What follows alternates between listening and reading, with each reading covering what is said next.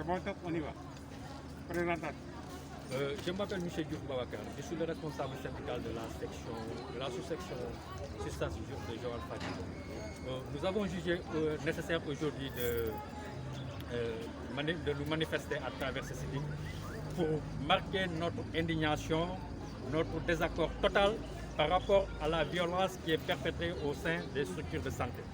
Nous disons non, non, non à toute forme de violence faite au personnel de santé dans l'exercice de ses fonctions.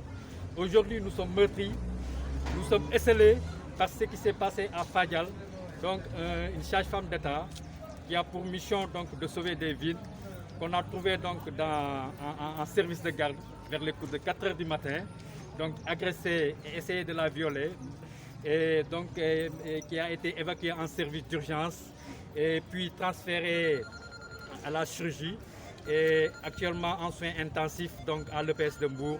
Vraiment, nous sommes meurtris par cette situation. Donc l'insécurité ne cesse de gagner du terrain au sein des structures de santé. De jour en jour, nous constatons qu'au sein des différents postes et même au centre de santé, le personnel de santé ne cesse d'être agressé et agacé. Donc nous disons non encore à toute forme de violence. Maintenant, nous exigeons des autorités publiques que la sécurité soit renforcée au niveau des structures de santé. En quoi faisant? En nous aidant ou bien en mettant à la disposition des agents de sécurité qualifiés. Des agents de sécurité qualifiés pour renforcer la sécurité au sein de nos structures afin de nous permettre de mieux faire le travail. Également aussi, à défaut, nous exigeons au moins que les ASP puissent au moins nous appuyer donc, dans nos lieux de travail pour mieux servir donc, les populations donc, en matière de santé, en matière de services de santé. Pour ce qui est de la protection du personnel également, nous estimons que le personnel de santé n'est pas protégé. La plupart du personnel, que ce soit les communautaires, même en termes de maladies, donc ils ne bénéficient pas d'imputation budgétaire comme le personnel étatique et encore non moins, donc ils sont abandonnés à leur propre sort. Ce personnel de santé, donc au niveau des différentes structures, a été oublié dans le recrutement dans la fonction publique et même donc les conditions de travail ne sont pas améliorées à leur niveau. Ceci donc dans la plupart des points de prestation. Donc les problèmes sont multiples et variés. Donc on ne saurait pas vraiment les exposer présentement, mais nous disons que nous sommes vraiment très mécontents de ce qui s'est passé au niveau de nos différentes structures de santé. Et en cela, nous interpellons donc l'autorité supérieure, à savoir le ministre de la Santé et de l'Action sociale.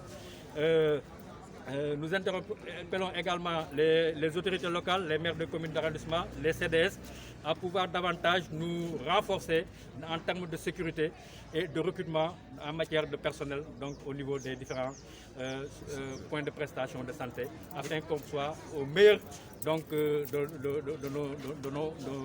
nos compétences donc, à déployer auprès donc, des populations. Je vous remercie. Il paraît que ce n'est pas une première également.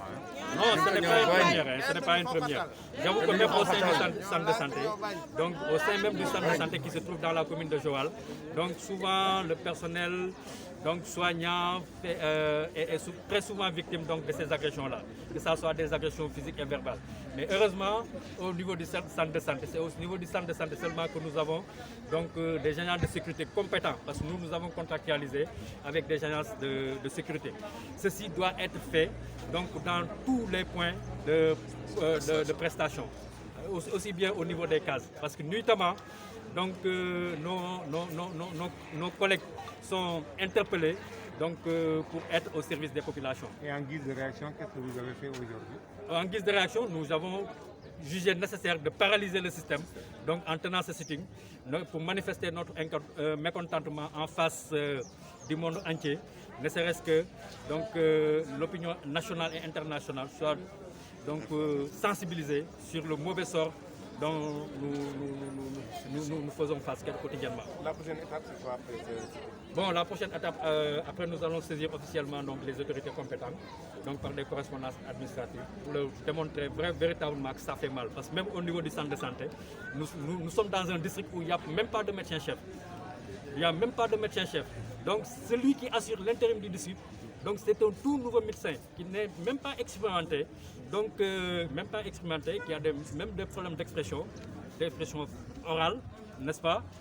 On ne doute pas de ses compétences médicales, mais quand même, nous avons besoin d'avoir un médecin compétent. Et nous le disons tout loin, le district sanitaire de Joal donc, sombre dans le chaos depuis le départ du médecin-chef Dr Awa Bakili. Depuis le départ, parce qu'avec Dr Awa Bakili, on avait commencé à émerger. Mais celle qui l'a remplacé nous a complètement sombré. Nous sommes dans un district où la gestion même financière du district n'est pas transparente. La gestion financière même du district n'est pas transparente.